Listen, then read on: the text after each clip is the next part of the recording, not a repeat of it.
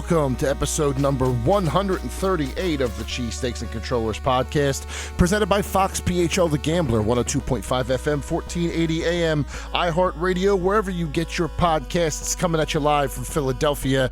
I made the mistake of waiting until after Game 7 of the NLCS to record this. I should have known better, but I'm going to try and keep the energy up because this is a very good episode that we have for you today. Recording this on Tuesday night, October the 24th, Wednesday, October 25th. All Elite Wrestling brings AEW Dynamite and Rampage back to Temple University's Liacouras Center. Tickets are still available, and we have a great talk with one of the current champions from AEW at the top of this episode, so stick around for that. Second segment of the show, I'm going to talk about where I've been for the last 2 months, the games I've reviewed, the places I've gone, stuff like that. Should be a very good segment there. And then finally, I'm going to wrap things up this week with 2 interviews from one of the big places I have been recently. We'll get into that. Talking about a particular game's competitive scene and how that continues to grow in the future. But let's not waste any more time. All right, our first guest here today, I don't know if you've noticed this, but we've talked about wrestling here before on the show, and All Elite Wrestling, AEW, coming back to Temple University at the Liacouras Center for the first time in 13 months. I had not realized they had not been in this city for that long, but I was at the last show, and then when I bought tickets to this show, I realized, oh, it really has been a year. Very excited to see them come back, not the least reason because the guy we're about to talk to right now has been one of the foundations of the promotion since it started, and honestly one of the steadiest performers this year. In a year that's been sort of tumultuous, I think it's a light way of putting it, this guy right here has been one of the best to watch, and that is your current All Elite Wrestling International Champion, Orange Cassidy. Orange, how are we today?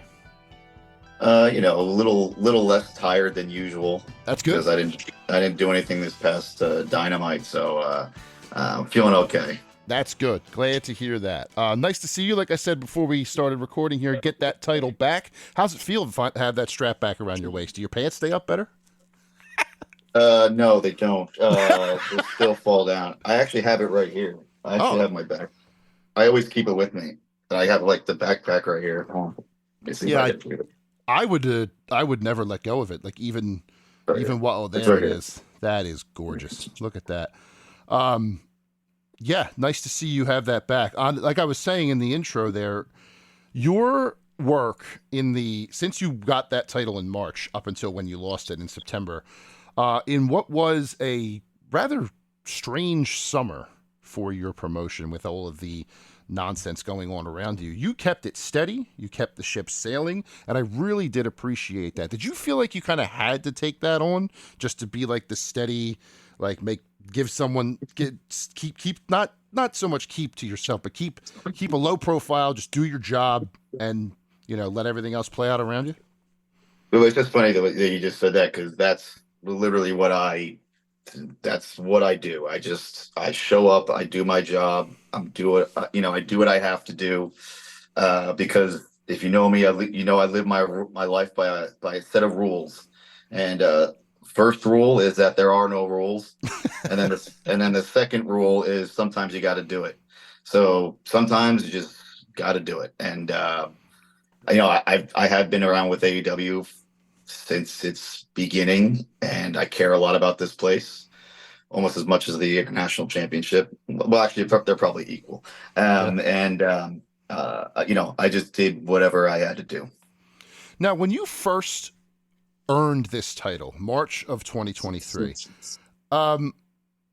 it was going through a name change. Used to be All Atlantic, now it's International. And it was sort of, I don't want to say it was considered a lesser title, because no title is a lesser title in any promotion, but it wasn't like on the level, let's say, obviously not the world title, and even TNT was a little ahead of it. And you kind of legitimized it immediately with the Luchasaurus match and then Shibata match later on. Do you take a little bit of, did you want to do that? Like when you won this title, did you say, look, I want this to be a long, healthy reign with as many defenses as possible to put this title on the map? Or did that kind of just happen naturally? I think it just kind of happened because the goal was always to beat Pac. And Pac was at that time the current All Atlantic champion, and the championship was created um, with him in mind to have it and defend it while he couldn't get back in the country. Then once we had it, and I beat him, and I had it, and it's like it didn't really have an identity anymore. It was just the All Atlantic. We didn't really know what that was, and in a previous life for AEW TV, Independent Wrestling. I was their champion for a while. And when I had it, I did the same thing. I'm just going to defend it whenever I have to against whoever, wherever, because that's what I believe a champion should do. And it just, obviously you never want to lose the championship, right? I never have an end. I never have an end in mind. It just so happened I had it for as long as I did. Speaking of that loss, have you recovered? That was quite a beating. You good now? We back in 100%, or were you? Is that one of those matches where you're never quite 100% when it's over? Yeah, I physically I think I have recovered, but that match was really the culmination of however many months I had the championship the first time, and I feel like that match, I don't know if I've recovered mentally. I don't know if that's a thing that can happen. But I don't know if my head's in the right space with this championship that I have it now after that match. So, it's obviously Jon Moxley's obviously still on my mind a lot. So that's fair. I imagine that's one of those matches you just can't put behind you, especially now that you have the title back, because I was with a couple of friends watching it, and man, the things that you went through were admirable and scary at the same time. So I'm glad to see that you're getting back there. Let's talk about the opponents you faced during that first reign. A who's who, basically, of a strong AEW mid-card with some guests sprinkled in. Is there a particular match from that reign that you think back fondly on, like whether it's the Forbidden Door match or any of the other opponents that you faced in that time? I never it is bizarre that I have had so many matches because I don't like to wrestle. So having all these matches, I don't like any of them, but it was an honor to be in the ring with Katsuyori Shibata.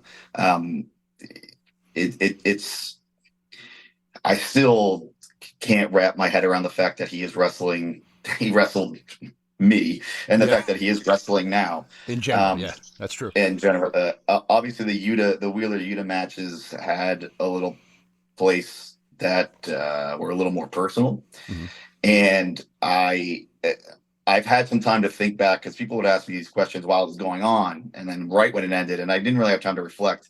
Obviously, the Jon Moxley match is still in my brain, but there is another person that the match that I had with Swerve Strickland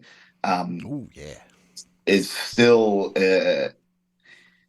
it's still that one. I'm still surprised I got out of that with the championship because Swerve is I'm very scared of who he targets next.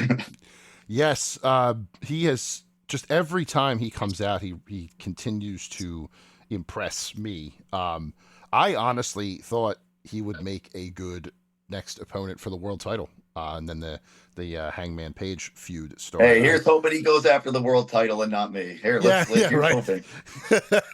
I hope he doesn't hear this show either. Now that you've said that, now that you have the belt again, you're starting to think about who you may defend against. I know Collision recently happened. You had a defense there.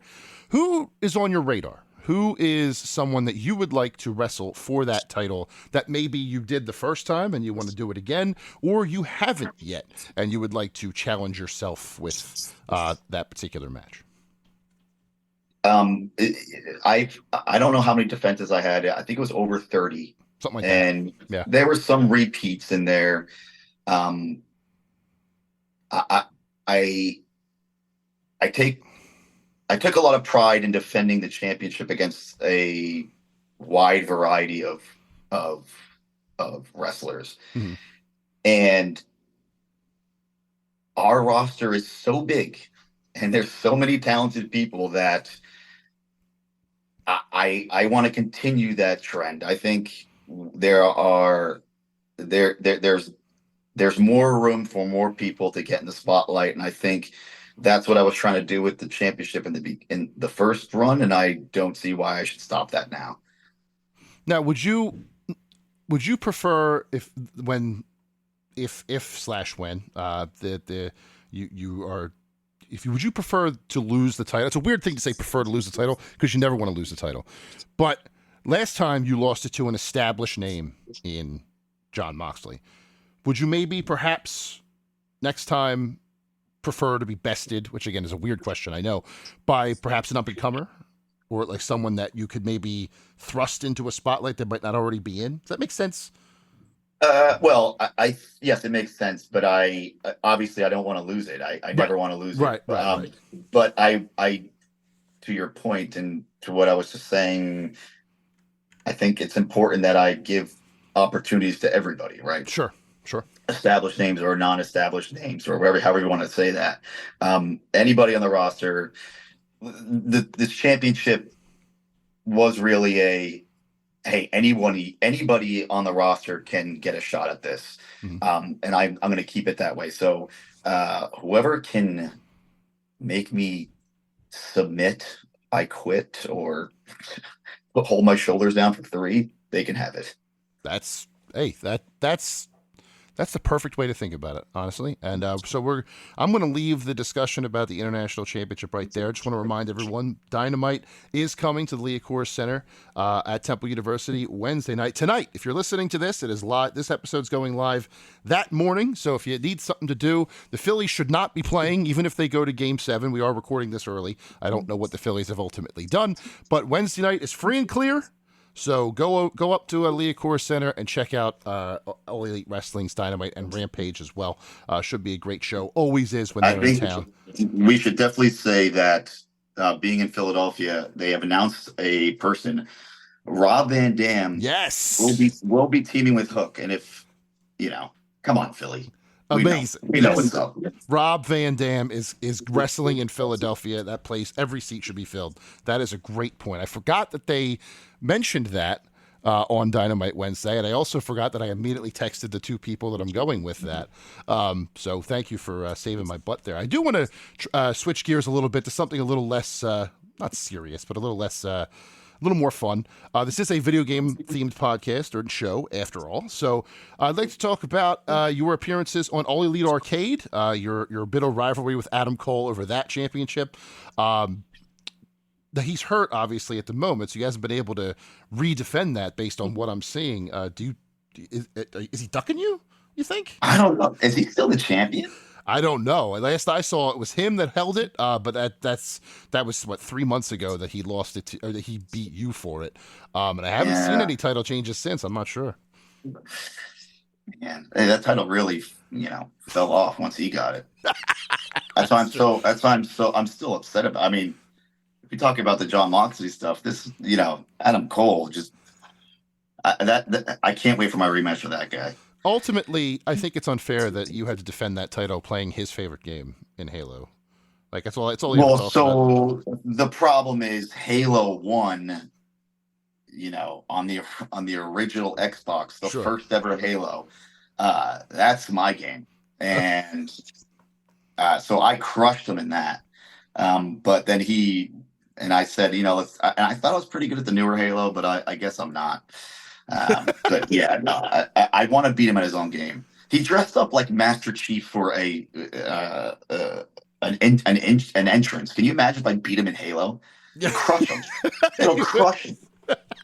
That's true. I think I like him too much to do that. I don't know. Yeah, I could see that, but also too, I mean, you'd have 2 belts you need a bigger backpack then. What would you do?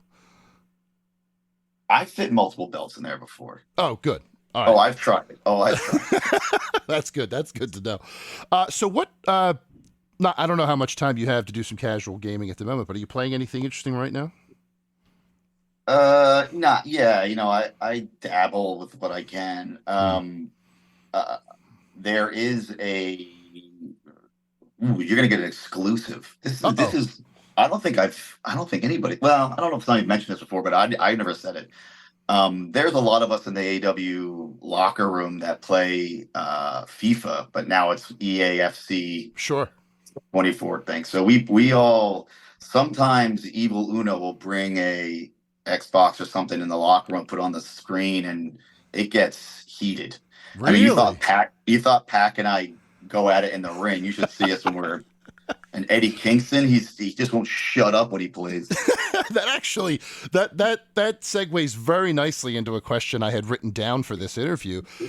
When we got to this section, is there, like, I've always heard stories of, locker rooms with a lot of gamers bringing in consoles and stuff like that and having these tournaments. Sounds like that's happening in AEW locker rooms across the country, and FIFA is the chosen battleground. Honestly, not one I would have expected, but now that I think about it, there are a lot of international talent. FIFA does make a lot of sense. So All those UK kids, they come over and it's the only thing they won't shut up. So I had to learn how to play it, and then I'm actually pretty good at it. So who's your club of choice? well, it's always Fulham. It's always Fulham. Okay.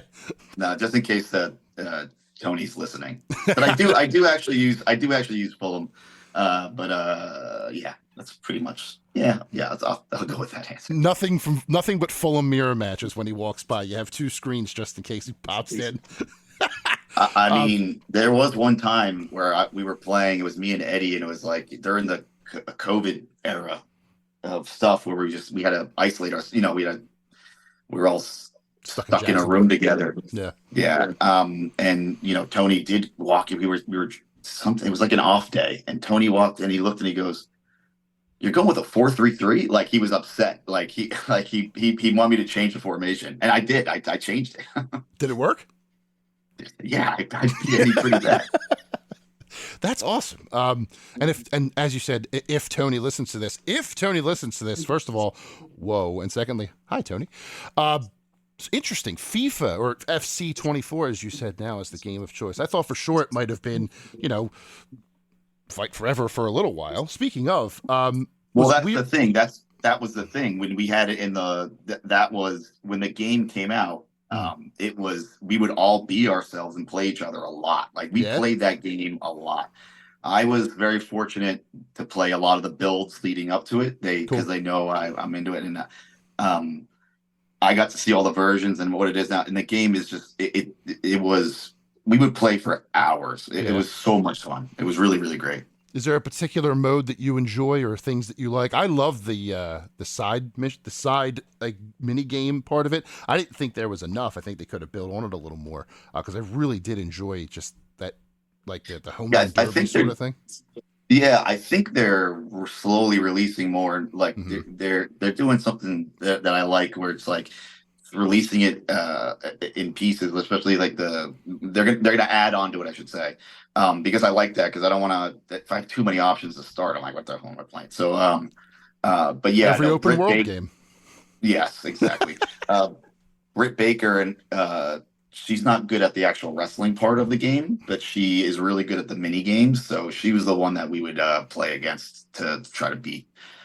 That's cool. I haven't jumped into the battle royale mode yet either. Just that haven't is had the so time. Much. It's great. Yeah, it's great. Yeah, for those who don't know, they added a 30-player Stadium Stampede battle royale, essentially. So you're running all through this big football stadium, weapons, golf carts, all that stuff, and the last person a horse wins. You can ride a horse. There is a horse. I forgot. And the last person standing wins. Like I said, I haven't had a chance to jump into that update yet, but it does sound very, very cool. So I guess I'll leave you with one more question here. When I told my daughter that I was doing this, she watches a little bit of wrestling, and she knows who you are from your pockets, right? But she also knows your good friend Danhausen, who is her favorite. Loves the guy. He thinks he's the coolest in the world. How is Danhausen? I see he has promos. He's finally making his return. How's he doing? I have no idea. I haven't heard from him. He would just send us VHS tapes, and it's like we're supposed to play these, and it's just, a lot of the time it's just like it's him saying hello, not figuring out it, saying hello, adjusting the camera a lot, and he definitely recorded over old it's like Family Matters episodes that he taped. No. I have no idea. Oh, we have to teach him the ways of the modern technology very, very soon. But Orange, I will let you go there. Thank you very much for taking time with me to drop by the current All Elite Wrestling International Champion, Orange Cassidy.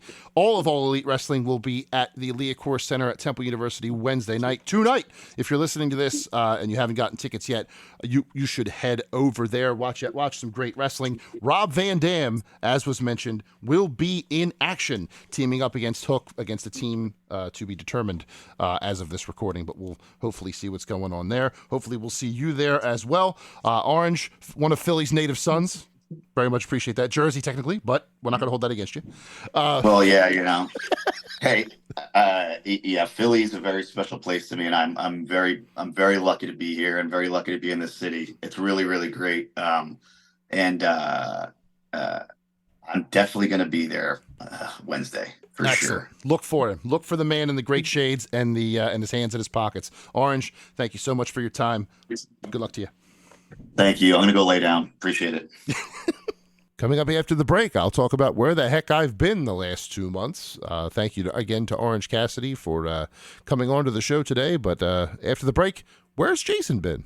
Stick around. All right, welcome back to Cheesesteaks and Controllers, episode number 138, talking now about, where the heck I've been for the last 2 months. So, it's real simple. Last episode I recorded was episode 137, end of July, early August. Talked to Rick the Hotto Thayer from Evo about the upcoming Evo event at the time. That went off without a hitch. Was a great episode. A great weekend of action from them. I watched the entire Sunday finals, all 4 games from the Sunday finals, from an airplane with Wi-Fi. And I did that on my way to a place that I have never been before, and one that I was very excited to visit, and that was Tokyo, Japan. I spent a week in August in Japan, Tokyo and Yokohama, as a guest of the Pokemon Company International, covering the 2023 Pokemon World Championships. We got to do a lot of very cool and fun things while we were out there, see the sights of Japan, cover the Pokemon World Championships, which were very, very cool.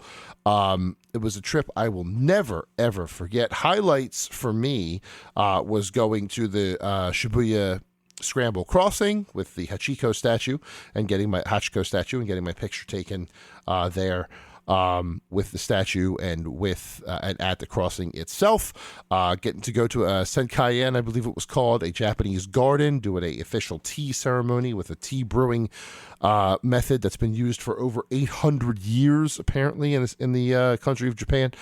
Very, very good tea. And I don't normally do tea. Tea, iced or hot, tends to make me gag a little bit. Not sure why that is, but it does tend to do that. This green matcha tea that they served us at this little ceremony, oh boy, I loved every second of it.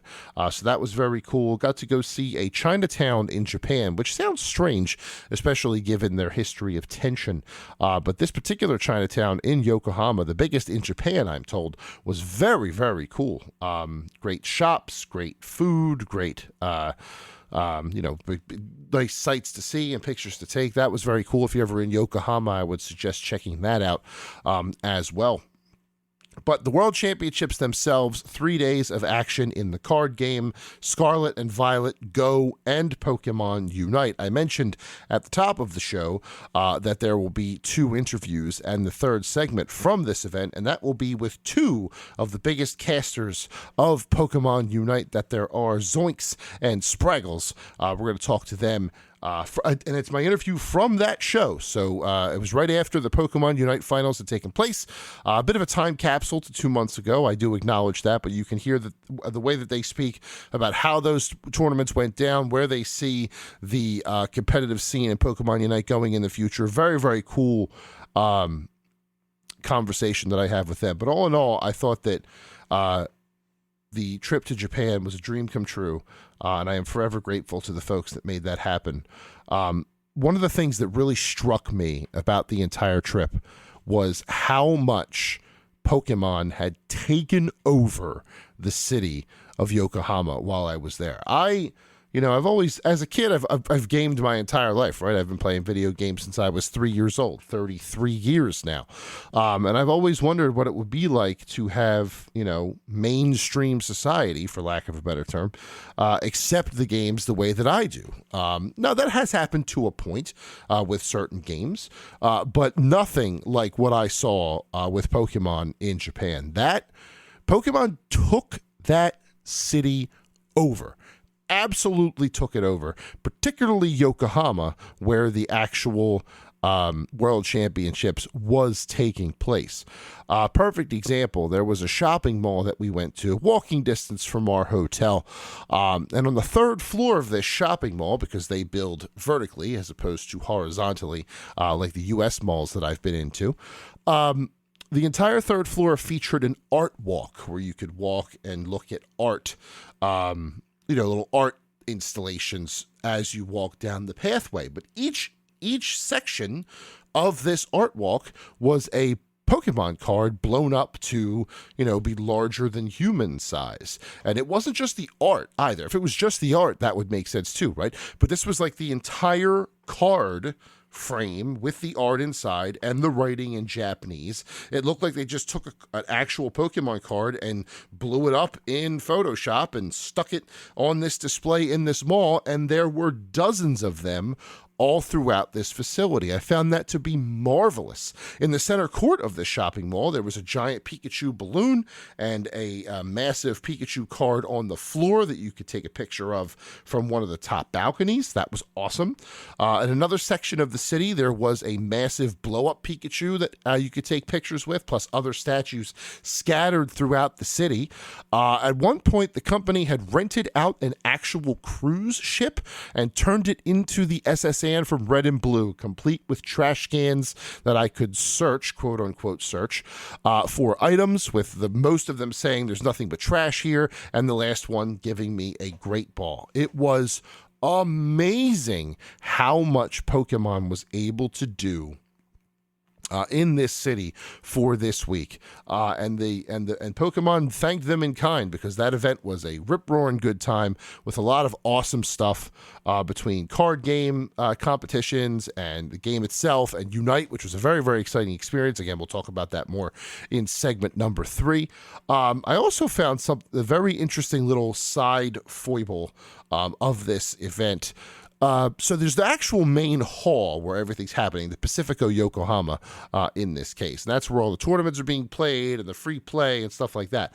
Outside of the main conference hall, but still in the building, like still inside a building, was like a seating areas, vending machines, and stuff like that. Well, attendees from of the Pokemon World Championships turned these general seating areas into massive marketplaces, or like street vendor bazaar sort of things, where they had sleeves from box sets or elite trainer boxes for trade, play mats they weren't using anymore, cards, both packs and individual single cards for trade or purchase on the down low. You weren't allowed to purchase them. That money was prohibited, but some people were doing it on the sly, because that's usually what happens in these sorts of things. But I found the whole thing fascinating. I could just walk through, and it wasn't just like recent modern Pokemon. Some of these things went back as far as like the black and white era,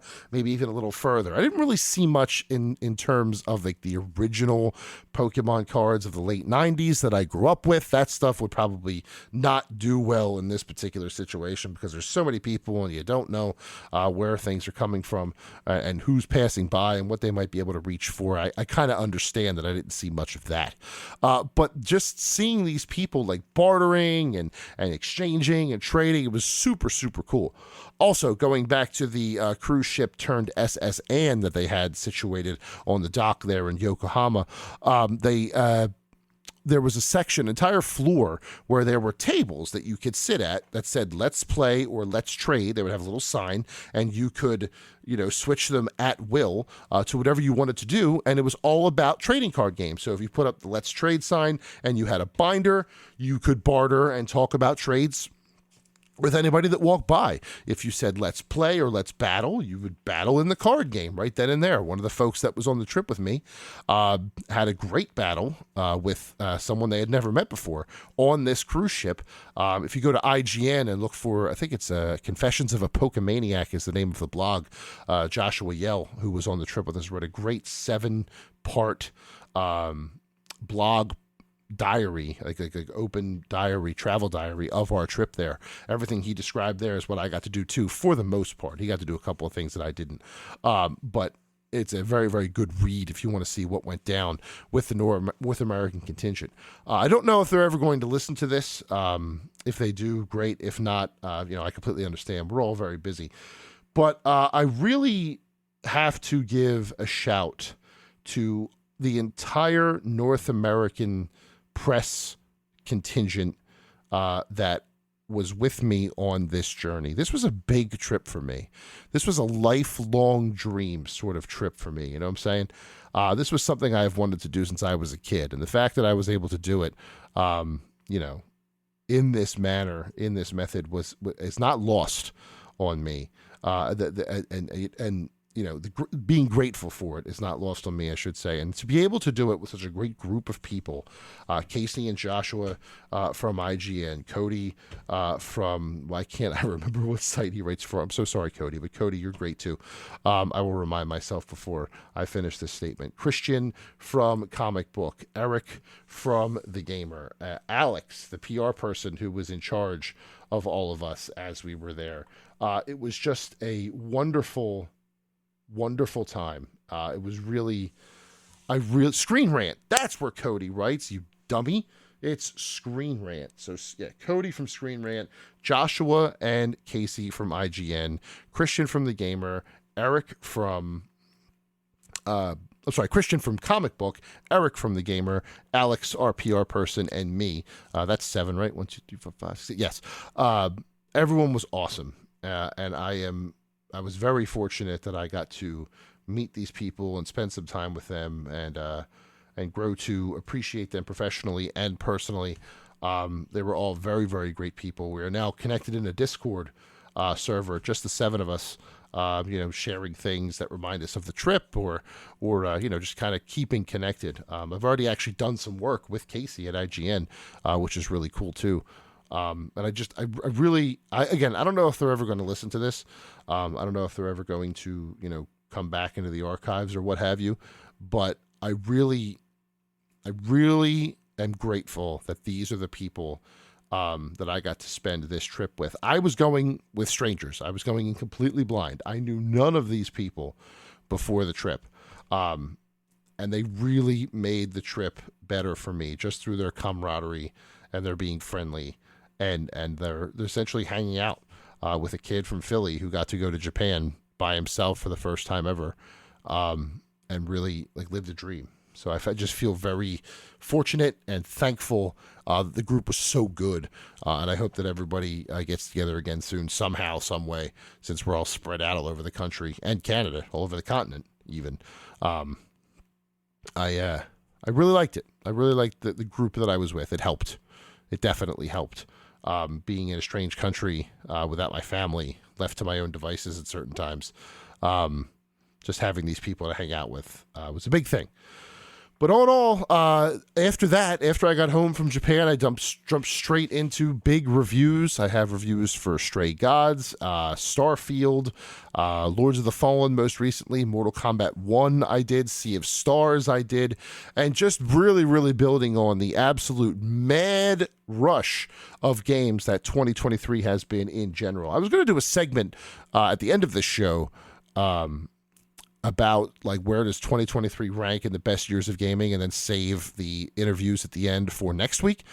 But I feel like I should wait because there's a pretty big title coming out this week, and then there's other stuff still coming out between now and the end of the year. So I feel like I'm going to pump the brakes on that a little bit and come back next week or the week after with the where does 2023 rank on the scale of best years for video games ever, because it's definitely up there. Now, whether it ranks up with 2007 or 98, 99, and all the other years I think of, we'll determine that in a future segment. But for now, it's been a crazy year for games, and it's only getting crazier between now and the end of the year. I'm very much looking forward to seeing what else comes out. I know there's Alan Wake 2 this week. Later this week, I think Friday is when that actually launches. Super Mario RPG remake, which I don't think I've had a chance to talk about on this podcast at all, but yeah, maybe a little bit, because it was announced. It was announced in June, I think, so we might have had a chance to talk about that since then. But there you go. That's what I've been up to. I went to Japan, and I've been reviewing a bunch of games, doing family stuff. The Phillies playoff run, which ended tonight. I've been paying attention to that, and now I can refocus on the things that make me happy, not the Phillies, this podcast being a huge one, and then we will go from there. So that is where I've been the last 2 months, if you've been wondering why Cheesesteaks and Controllers was on the back burner. But we are back, hopefully, in a more regular schedule now that things are starting to calm down. And we'll take you into the new year. We'll do the Golden Spatulas. We'll cover the Game Awards, all that good stuff that we normally do at the end of each year. Coming up after the break, my interviews from the Pokemon World Championships 2023 with Zoinks and Spragels, talking about Pokemon Unite, where that game's going, where that game is, and everything in between. Stick around. All right, welcome back to Cheesesteaks and Controllers, episode number 138. Wrapping things up this week with two fantastic interviews recorded live in person at the Pokemon World Championships in Yokohama, Japan. Before we get into that, I do want to thank Orange Cassidy for coming on to the show. All Elite Wrestling, Dynamite, and Rampage hitting the Liacouras Center at Temple University tonight, 7:30 p.m. First bell, 8 o'clock is when the live show starts on TV. Tickets should still be available now on the Liacouras Center website. Should go down there because one of the biggest Japanese wrestlers in the world at the moment was confirmed to be coming to the Liacouras Center on Saturday at Collision, the day after I recorded my interview with Orange Cassidy. And if he was holding out on me and I find out about it, I'm just going to shake my finger at him, because he is a wrestler and he will beat me up. So I don't want to poke that bear if I don't have to. Moving on now to our final segment of the show, Spragels and Zoinks, two of the premier casters for Pokemon Unite, sat down with me back at the Pokemon World Championships to talk about how that tournament ended, talk about the future of the game at the time, and more. We're going to start with Spragels and move on to Zoinks. So without further ado, here is Spragels. One of the top Unite commentators in the world. If you watched any Pokemon Unite at this Pokemon Worlds, and if you haven't, you should go back and watch the VODs. You definitely heard this man's dulcet tones telling you all of everything that's going on and explaining it in great detail. I'm sitting with Spragels. Spragels, how are you? Hi, how are you? Can you imagine? Can you imagine? You've heard him the whole time. Yeah. Hi, I'm doing great. That's his real voice. A peek behind the curtain here. So let's talk about Worlds this year, 2023, out here in Yokohama, Japan. Honestly, this is my first experience, so I have nothing to compare it to. This is not your first rodeo, I am assuming. So how do you think Yokohama rated as a host for Worlds this year? Oh, it's amazing. I've been to two now. So okay. I've been to London and I've been to Yokohama. London was insane. The stage at London was insane. And it feels like Yokohama, they have just leveled up everything. And I mean, what would you expect? It's the birthplace of Pokemon here in Japan. So, of course, everything is just nuts. You've seen the stage. All of the games are up on this massive stage. They have literal bridges that you can walk over. They have houses that open up, cherry blossom trees. It's gorgeous, and everything's been really perfect here. It's been amazing. Yeah, I concur 100%. We got to go explore that stage a little bit on the morning of day 2, and the attention to detail, even in like places that people can't see, like behind that Unite desk is a what's it, Fue Coco hanging out back there, something like that. I love that. So speaking of Unite this year, a lot of people coming in thought this was Luminosity's tournament to win, and then by the end, they kind of said, "Yeah, we know that too." Talk to me about this team, how they were able to become so dominant and run through this tournament the way they did. Yeah, it's impressive what they did. I think if, not to argue with you a little bit here, but I would say Luminosity was probably looked at as one of the top teams, but I don't know if everyone thought that they were going to do that well. Okay. Last year, a lot of people thought this team is it, they're going to make it happen, and they really did, especially for North America. We thought, yeah, this team is far and away the best. This year, Luminosity was really tested throughout the entire region. There were so many good teams in NA. There are so many good teams across the world. There were favored teams from EU that people thought were going to be amazing. Brazil had one of the best teams in the world. And then Japan, everyone knew they were going to show up. But, they really showed up. Something to be said about home field advantage. Home field advantage, and man, they're just so aggressive. Mm-hmm. They play a really in-your-face style of Pokemon Unite that clearly some teams could not adjust to. That being said, yeah, Luminosity, I would say they shocked the world once again, specifically with how impressive their victory was. It wasn't... Last year, I felt like they had some really close games. This year, the games were further away. It was more impressive, the victory. Luminosity played better than I've ever seen them play, and they are the former world champs. So they've already won the whole thing. They played even better this year. Yeah, look no further than Game 3 of the Grand Finals. Insane. Perfect example. Insane. It almost made me think that they were toying with Abyssian for a little bit, and then just said, you know what, we got to go home. It's time to go home. We're done with this. They knew they had a 10-minute timer. They were like, we're going to run this thing all the way down to the 10 minutes. But you're right. It felt like one of those games where they were fully in play mode.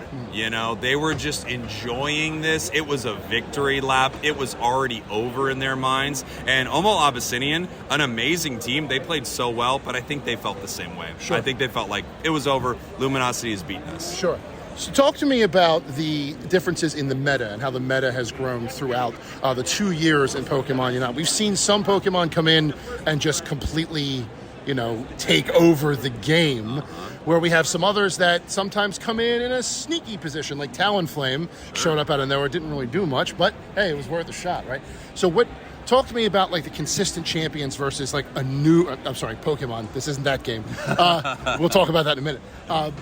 Versus like a new one trying to come in. Like Mewtwo came in and shattered things. Yeah, Mewtwo was massive. Zacian was insane. Comfey came into the game a little underpowered, and then they buffed it after release, and then that thing was just nuts. That's essentially this game's Yumi. Yep. So that was a huge factor throughout the year. As with a lot of MOBAs, newer characters, Pokemon champions, gods if you play Smite, newer characters always come in, and I feel like you want them to be pretty powerful, and they sometimes range to like kind of underwhelming to really, really good. And Unite had a year of really, really good Pokemon, and they also had the addition of draft. So last year at the World Championships, there was no draft. You could have an entire mirror matchup against your opponents, and really it was down to figuring out what actually is the meta, and then basically if this is the meta, what can actually legitimately counter it while still being top tier. So last year, you saw so many of the same Pokemon. I would say it was less interesting once people seemed to kind of crack the code. This year, so many different Pokemon, so many different strategies. Even if we had what you would often see as like the top 5 Pokemon, only, you can get a couple here, a couple there, a ban on each side, and then you've got to fill out your rosters with other great Pokemon, but maybe not S-tier choices. Sure. Do you think the draft ban system was obviously a smart addition for if nothing else, match variety? Absolutely. For match variety, and also you see teams lose in the draft screen. Like, the strategy of the game, it gets more intense. You can't just be really, really good with Zarina anymore. You know, you have to have a deeper roster. That you have to at least have 2-3 things that you can pivot to in case your number one choice is not available for you. Sure. And then also, if you get really good on a Pokemon, you're going to start to get target banned or counter pay. They're going to start taking that away from you. So yeah, you have to be a better player. You have to be a better team, and it's so much better for the game. So let's move a little bit to the way that you approach commentating. So you have a pretty difficult job for someone who may not be watching Pokemon Unite as often as, you know, people like us who travel around the world to come see it. Do you try to tailor your commentary as a balance between, like, Unite veterans who know everything and maybe, like, the dad who's watching with them or the mom who's watching with them? That is almost exactly what I think. Yeah. If for me, a show would be the best show possible if someone who knew nothing about the game and someone who knew everything about the game both really enjoyed it. So I try to strike that balance throughout it. And most of the time, I'm providing the story for what's happening inside of these matches, a little bit of analysis of what's going on, making some dumb jokes that nobody seems to yell at me for, so I guess I get to keep making them. And I really do want the broadcast as best as possible to be something that is accessible for everyone. Cool. I want everyone to be able to turn this on and get something from it. If it's you're in beginner rank and you're just starting the game, you can grab something. And if you're like me and you've played 12,000 games of Unite, you can still go, oh yes, that was actually a really amazing moment, and it's great to notice that and call that out. Yeah, that's awesome. So you said you played 12,000 games of Unite. Yeah. Who are your top 3?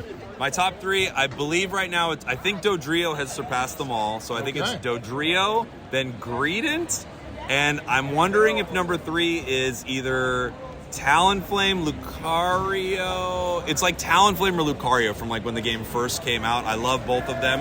One that's really climbing up the list though is Inteleon. I was gonna say, is there one you'd like to learn? Oh or like my gosh, I love Inteleon. It's such a good release. It's just, and you know what? As a Pokemon, I do not like Inteleon. I thought it was not my favorite starter. That's fair. I'm a big water Pokemon fan. I was actually disappointed when I saw the evolution. But then you bring it into Unite, and all of a sudden, I love this thing. Yeah. It's like my favorite now. How do you feel about the Quaxley line? I love Quaxley. Yeah. I'm such a huge Quaxley fan. Yeah. My spirit animal. You've been bouncing around here all weekend long. It's been great. Yeah. So one last question for you. If someone plays other MOBAs, like you said earlier, and wants to try and dabble in Unite, what would be the one piece of advice you would give them as far as the transition? I take it that this is not quite as... What's what I'm trying to say here? Not intense, because it can be intense. Maybe in depth. I feel like there's a lot easier of a entry point, let's say, in this game as opposed to other MOBAs. Would you agree with that? Yeah, I think so. I think it's very intentional. They want the matches, they're 10-minute long games, so that's very accessible. You don't have to sit down and play an hour-long match of League or something like that. Yeah. And you don't have item buying inside of a match. You prep your Pokemon's kit before a match, so you don't have that level of complexity inside the game either. I just said complexity word. I said complexity. Yes, you did. So you don't have that inside the game either. But I think a lot of what Pokemon Unite gives you then is more time inside of a match to focus on the macro and more time inside of a match to focus on how to play your Pokemon. Unlike some other MOBAs, no character yet. Maybe there's one that's kind of weird. Every Pokemon's a little different, but no character has like a mana system or anything like that. Everything's based around cooldowns. So as a new player, I would go in there and just recognize, they want you to play, they want you to fight, they want you to use your moves, be aggressive, and the game is called Pokemon Unite for a reason. It's not called Pokemon Everyone Go Their Own Way and just kind of figure it out. When you are with your team, showing up to objectives, which the game clearly indicates, like, this just hit the map. Rayquaza just spawned. Down there, go get that. Show up with your squad. I think moments like that are what I would look towards if you're new into Pokemon Unite. Just be with your team, head to the objectives, Pokemon Unite, and use your moves, because there's no real reason not to. Like, get out there and fight. Sure, I agree. Spragels, thank you so much for your time. Enjoy the rest of Worlds, and we will speak to you soon, hopefully. Thanks, pal. Absolutely, man. Thanks for having me. Cool. All right, there you go. Thank you, Spragels, for coming on to the show. Very much appreciated. Looking forward to seeing more of Pokemon Unite from you, my friend. Moving on now to the second interview of the segment. Let's talk to Zoinks. We're sticking with Pokemon Unite. You just heard Spragels, but there is another commentator whose voice is just as iconic, being called over these intense matches. And frankly, I like to say his name a lot because it brings me back to a time of innocence, and I'm sure that's why he picked it. This is Zoinks. Zoinks, how are you, pal? I'm doing really good. Thanks for that great intro. Yeah, I like the name too. Yeah, appreciate the high praise there. So Unite, year 2 has ended. We have our second world champion. Looks very similar to our first world champion, if I do say. Were you expecting that sort of dominant performance from them, or were you expecting them to be top tier in the mix, but still tested? Oh, absolutely not. Like, not expecting to see an LG that was last year as well. I mean, their first year run was extremely dominant as well, barely dropping. I don't think they dropped a game in that one. They did drop one this year, but I mean, this form was like unheard of, completely unexpected from them after a season that was rocky, but I mean, if any team's going to turn up on stage, it's this team. A few specific players you could just tell are different players when they're in front of a crowd. Yeah. With Spragels, too, I went back to the third match of that grand finals. Yeah. It seemed like, after watching that, it seemed like in the first two, they were just kind of like letting them have their fun and then being like, all right, no, time to go. That team has basically had that in them all year, but it's been a bit of a challenge, as Spragel was saying, to get here. Would you agree with that? Yeah, I do agree with that. They still had an average placement overall of third place in all the tournaments, and it's a very competitive region in North America, so it's not like they were having an awful season. I think the biggest, mark on their season was not making a top 8 in one of the tournaments, getting knocked out of the qualification rounds. I definitely had a lot of people turning their heads with surprise, but I mean, after that, definitely coming back up, it was just tough for them to find that actual win, but they did come away with 2 cups this entire year leading up to Worlds, so matching another team that also got 2. Sure. Were there any teams in this tournament as it played out that surprised you? I know there were a few, like one local to Japan, MJK, really impressed a lot of folks, and then the team from the Philippines that played LG in the grand finals at OMO, Abyssinian. I keep getting that wrong. There's a lot of syllables in that name. There is a lot more than it seems like there should be, to be honest. But were there any teams that stuck out to you as like, hey, we're going to be seeing these guys for a long time to come? Ooh, interesting. The biggest surprise to me is Team Actual from Korea. Okay. Korea as a region is actually extremely small in Pokemon Unite. It's one of our smallest regions represented, and therefore definitely gets kind of looked past by a lot of teams leading up into it. And, well, there's a couple of players that performed very well in the world stage last year in S4L and Chobo, and they're on that team again, and actually had a crazy tournament. Knocked out a tournament favorite from North America in Amaterasu in the group stage, and then had a great bracket run. Went out at 5th, 6th, but still, that was a big surprise for me. Yeah, now conversely, was there a team that you thought might have performed a little bit better than they did, and what do you attribute to their, I don't want to say subpar, but maybe like the tournament turning out not the way they expected? Well, I mean, I'm sure Spragels already brought up Talibobo Believers, that European team. I mean, they were the favorites to win the tournament on paper, but having such a tough group, that was a tough one to move into. Honestly, I think another European team I'm going to bring up is Nouns Esports. They were the runner-ups last year at Worlds. They also had a very tough group, and I mean, in their group was OMO Abyssinian as well. So that team obviously having an amazing tournament run. But yeah, Nouns Esports, I think a lot of people expected a bit more from them. And I mean, it even came down to a match that neither one of the teams making it out of the group were playing in. And depending on what team won is what team made it out of the group. So Nouns Esports, definitely, I think we could have seen more from them this tournament. A few unfortunate performances, and I don't think they're done, though. I think in next year, they're definitely going to be coming back with a vengeance. Sure. Now, we're talking about the the ban draft that was put in this year. We talked about how it's a benefit to match variety, and there's some strategic elements there. Would you say that it's a boon to Unite Esports, and what specifically about it do you like the most? Oh, it's incredible. Yeah, I mean, agree. it feels like we're actually on the esports stage now, Yes. like with everybody else. It's an amazing thing.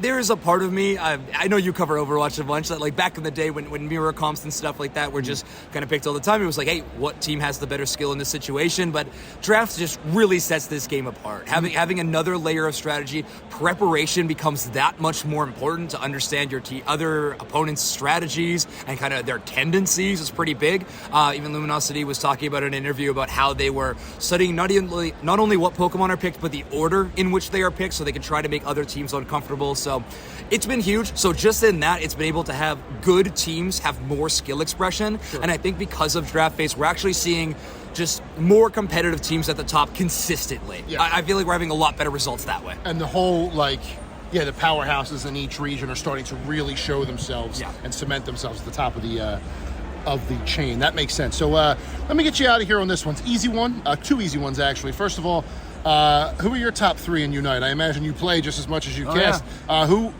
are your top three most chosen? If I was playing against you, who am I drafting to make sure that you don't get them? Ooh, well, one, we need to add draft to ranked, so hopefully that happens. Yeah. But if I'm most played, it was definitely Snorlax. When the game released, I was a one-trick Snorlax. I really like that Pokemon. But recently, it has all been Chandelure and Goodra. Really? I am loving those two Pokemon right now. Wow. Is there one you'd like to try and start learning? Like one that's whether just released or don't say Mewtwo. You can't say Mewtwo. No, never. Or one that you haven't had a chance to really dig into? Well, not for lack of trying, but my talent definitely having a tough time. But every time I watch Overlord, I just want to play Zoroark so bad. Oh my God. I mean, watching that so Pokemon on stage is just ridiculous. And I mean, having these teams have a chance to prove how good and like how high of a skill ceiling it is on a world stage is amazing. So Zoroark for sure, but I mean, maybe my eyes are a little too high on that prize when I'm looking at Overlord playing that Pokemon. Yeah, I have a feeling it's going to take a lot of preparation. And then finally, the city of Yokohama. Had you been to Japan before? No, first time. How do you feel it served its purpose as the host of Worlds this year compared to London or any other Worlds that you've been previously? Pretty incredible. I mean, Pokemon pulls out all the stops this time, and actually, I think today was my first time to really soak in how much it means to be in Japan. Just because I was so involved with the event the last 2 days, but today I was able to go to a park that was all Pokemon themed and tried Magikarp fishing. I mean, there's the SSN is like out on the water. Like this place is so cool. I mean, this happens at every Worlds, but I think this one in particular, it's surprising because of how big an event it is and how wide and spread out it is. However, the attention to detail and just the little things are incredible. Like, it's so cool to see. I agree with that 100%. Zoinks, thank you so much for your time. Pokemon Unite coming back strong. You better watch every single match this upcoming season. You're going to hear that voice. And if you haven't watched Worlds yet, please go back and watch the VODs. The matches are incredible. Zoinks, thank you so much for your time. Thank you. And there you have it. Spragels and Zoinks talking Pokemon Unite at the Pokemon World Championships from a couple of months ago. I do like watching that game a lot. It was one of the more entertaining games at the entire event. They haven't had a chance to dip into it yet. It's on your phone, it's on your tablet, and it's on your Switch. And it's free to play. So you can definitely jump in and start enjoying it at your leisure. But with that, that is the end of episode number 138 of the Cheesesteaks and Controllers podcast, presented as always by Fox PHO, The Gambler, Philadelphia, 102.5 FM, 1480 AM, iHeartRadio, wherever you get your podcasts is where you can hear this voice. As I say every single time I record an episode, if you are listening to this part, that means you've gotten to the end, and I appreciate you for doing so. It means a lot to me that you would spend some time with me, even after my long unintended hiatus. But I am back in the saddle, baby, and I am ready to talk about video games, esports, and anything else that comes up between now and, the next unintended hiatus that I might take.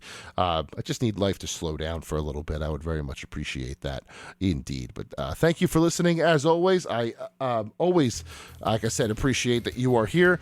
I hope you have a fantastic weekend. I hope you have an even better week right behind it. And we will be back next week with more of the latest and greatest in video games on Cheesesteaks and Controllers. See you later.